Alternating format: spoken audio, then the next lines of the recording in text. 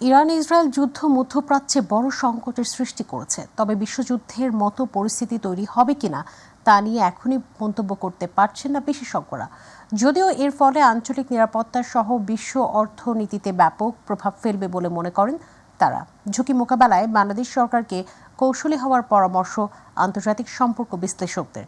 SM আরিফের report. টানা ষষ্ঠ দিনের মতো পাল্টাপাল্টি ক্ষেপণাস্ত্র হামলা চালিয়ে যাচ্ছে ইরান ইসরায়েল। চরম উত্তেজনা বিরাজ করছে মধ্যপ্রাচ্যে। এর মধ্যেই যুদ্ধ শুরুর ইঙ্গিত দিয়েছেন ইরানের সর্বোচ্চ নেতা আয়াতুল্লাহ খামেনি। তাকে হত্যার হুমকি দিয়ে রেখেছেন ইসরায়েলের প্রধানমন্ত্রী। দুই দেশের এই উত্তেজনা ঘিরে বিশ্ব এখন দুই ভাগে বিভক্ত। তার উপর বিভিন্ন অঞ্চলে ছোট বড় যুদ্ধ লেগেই রয়েছে। এমন অবস্থায় প্রশ্ন উঠেছে, তৃতীয় বিশ্বযুদ্ধ কি সন্নিকটে?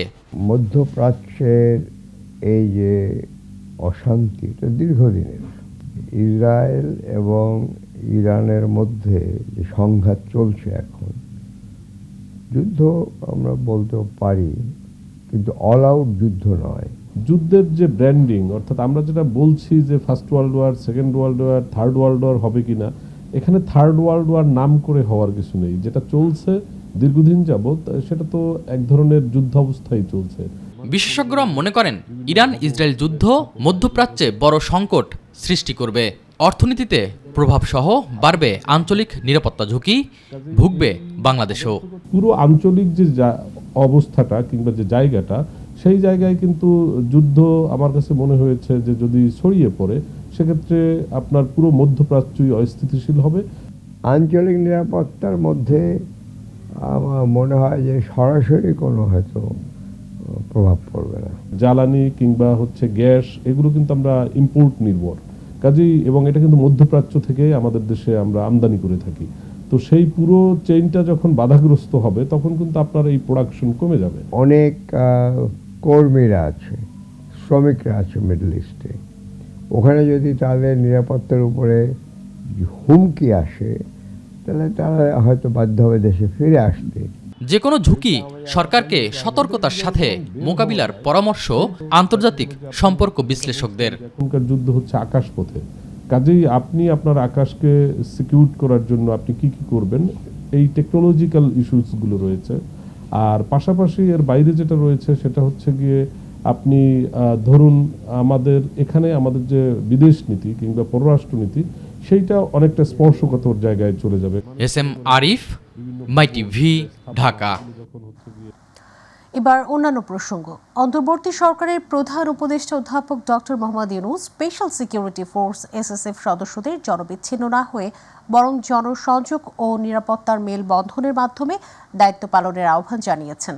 তিনি আজ প্রধান উপদেষ্টার কার্যালয়ের শাপলা হলে স্পেশাল সিকিউরিটি ফোর্সের ৩৯তম প্রতিষ্ঠা বার্ষিকী উপলক্ষে আয়োজিত প্রধান উপদেষ্টার দরবার অনুষ্ঠানের বক্তব্যে একথা বলেন। এছাড়া প্রধান উপদেষ্টা স্পেশাল সিকিউরিটি ফোর্সের সদস্যদের সকল রাজনৈতিক মতাদর্শের ঊর্ধ্বে উঠে নিরাপত্তার জন্য কাজ করে যাওয়ার আহ্বান জানান।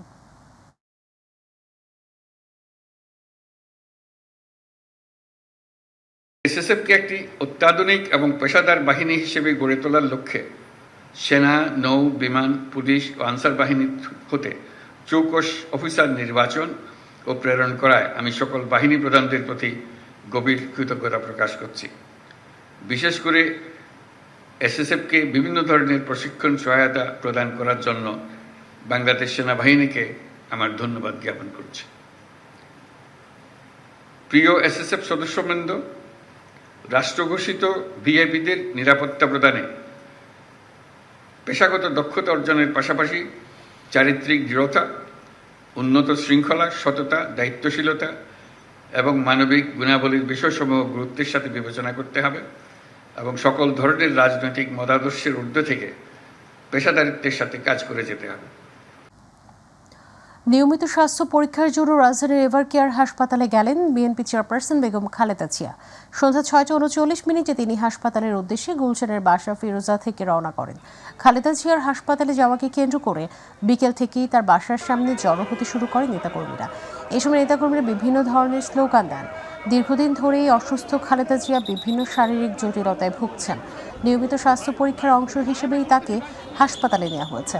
বেগম জিয়ার হাসপাতালে যাওয়া উপলক্ষে এভারকেয়ার হাসপাতাল এলাকায় বাড়তি নিরাপত্তা ব্যবস্থা গ্রহণ করা হয়েছে।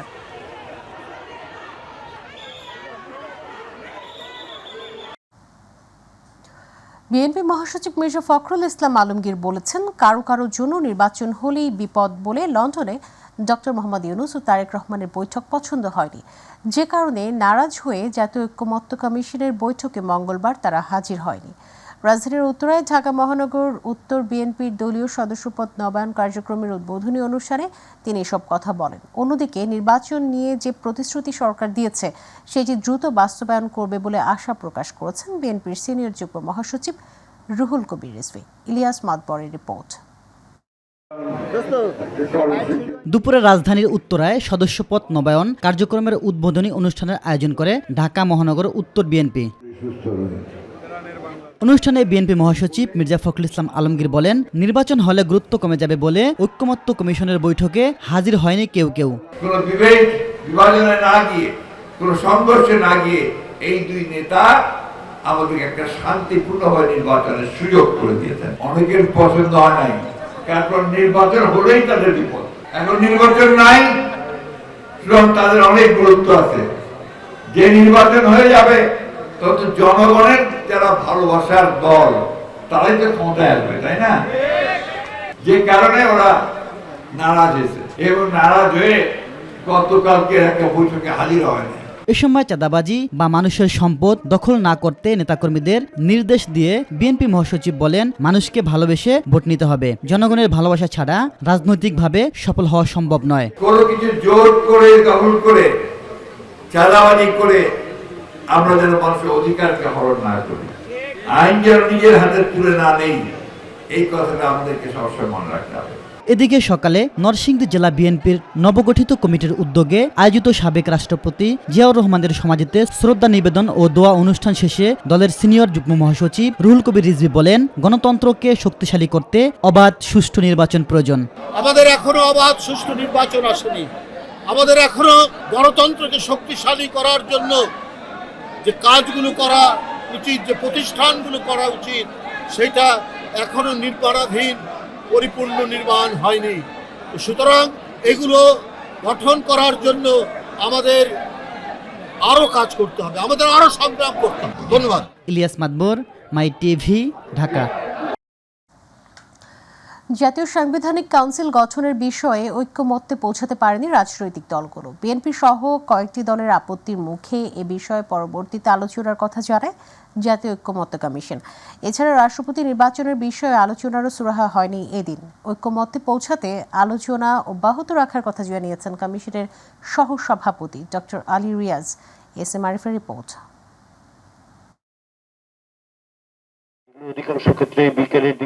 রাজধানীর ফরেন সার্ভিস একাডেমিতে রাজনৈতিক দলগুলোর সাথে জাতীয় ঐক্যমত্য কমিশনের দ্বিতীয় দফার সংলাপের তৃতীয় দিনে ওয়াকআউটের ঘটনা ঘটে।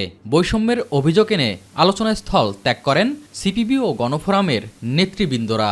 আমাদের একজন বলতে গেলেও বাধাগ্রস্ত করেছে, তারা অনেক কথা বললেও বাধাগ্রস্ত করা হয় নাই। তবে কমিশনের সদস্যদের অনুরোধে পুনরায় তারা সংলাপে যোগ দেন। এদিন আলোচনায় অংশ নেয় দ্বিতীয় দিনের সংলাপে অনুপস্থিত থাকা জামায়াত ইসলামী। আমাদের এই ধারণা হয়েছে যে মাননীয় প্রধান উপদেষ্টা তার নিরপেক্ষতা হারিয়েছে এবং এইভাবে যদি চলতে থাকে তাহলে যে সংস্কার কমিশন আছে এখনও তারা খুব বেশি অগ্রসর হতে পারবে না। সে কারণে প্রতীকী প্রতিবাদ হিসাবে আমরা গতকাল আসিনি।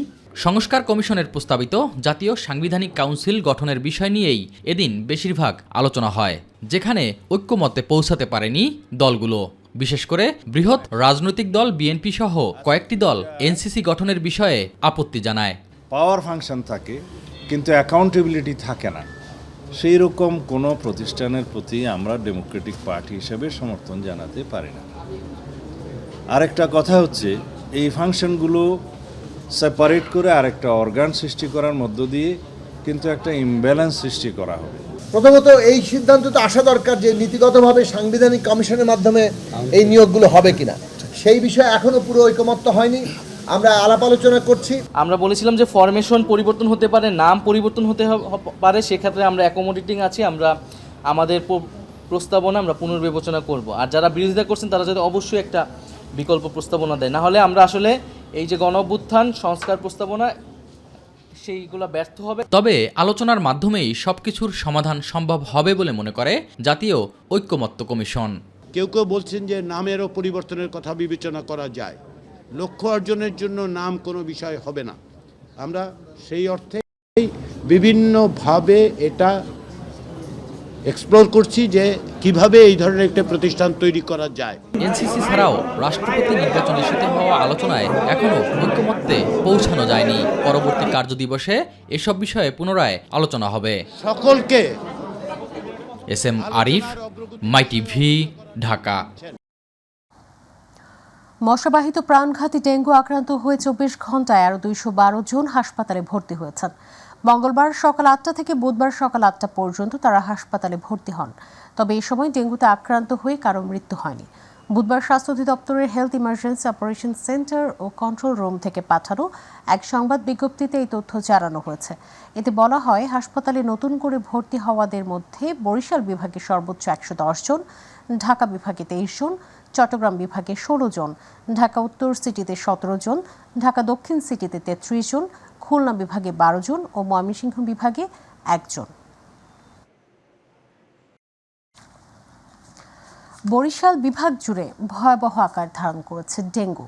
মঙ্গলবার পর্যন্ত বিভিন্ন হাসপাতালে চিকিৎসাধীন 738 জন রোগী। আলাদা ওয়ার্ড না থাকায় সাধারণ রোগীদের সঙ্গে চিকিৎসা নিচ্ছেন ডেঙ্গু আক্রান্তরা। মশক নিধনে সব ধরনের ব্যবস্থা নেওয়ার দাবি করেছে সিটি কর্পোরেশন। সবাইকে সচেতন হওয়ার আহ্বান স্বাস্থ্য বিভাগের। সহকর্মী পারভেজ রাসেলের তথ্যচিত্রে শামস সাবরিজ উচ্ছ্বাসের রিপোর্ট। জমে থাকা পানিতে জন্ম নিচ্ছে এডিস সহ বিভিন্ন প্রজাতির মশা, যার যন্ত্রণায় অতিষ্ঠ বরিশালের মানুষ। সাধারণত বর্ষা মৌসুমে বাড়ে ডেঙ্গুর প্রকোপ, তবে এবছর একটু আগেভাগেই এডিস মশার কামড়ে আক্রান্ত হচ্ছে মানুষ। বরিশাল সহ আশপাশের জেলার হাসপাতালগুলোতে চিকিৎসা নিচ্ছেন রোগীরা। ডেঙ্গু রোগীর জন্য যদি আলাদা ইউনিট থাকতো তাহলে চিকিৎসা ভালো হতো। আমি কাউখালী থেকে আসছি, আমার ডেঙ্গু হচ্ছে। ডেঙ্গুর যে মশাটা আছে ওই মশা যে আমারে কামড় দিবে না এটার কোনো গ্যারান্টি নেই। তো এই জন্য হচ্ছে যে হসপিটাল কর্তৃপক্ষ যারা আছে এটা যদি আলাদা একটা ইউনিট করে তাহলে আমাদের সাধারণ পাবলিক যারা আছে আমাদের জন্য ভালো হবে।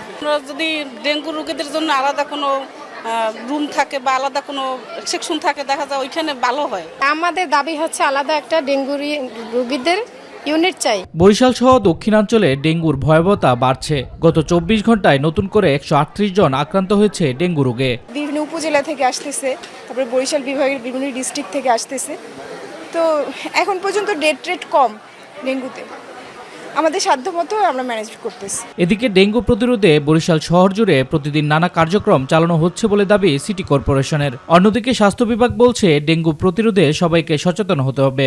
একটা বাহক আছে এডিস মশা, এই মশাটাকে নিধন করতে হবে। তো নিধন করার জন্য আমার স্বাস্থ্য প্রতিষ্ঠানগুলোকে আমরা করছি এবং বিভিন্ন জায়গাগুলোকে এরকমের মশার থেকে মুক্ত রাখার জন্য আমরা কিছু বার্তা সবসময়ের জন্য দেই। আর হচ্ছে প্রিভেনশনের জন্য যে কাজটা দরকার সেটা হচ্ছে মানুষের সচেতনতা, যে একটা বাহক আছে এডিস মশা, এই মশাটাকে নিধন করতে হবে। ডেঙ্গু প্রতিরোধে এখনই যদি কার্যকরী কোনো পদক্ষেপ না নেওয়া হয় তাহলে মহামারী আকার ধারণ করতে পারে এই রোগ বলছেন সংশ্লিষ্টরা। শামস তাবরিজ উচ্ছ্বাস, মাই টিভি নিউজ ডেস্ক।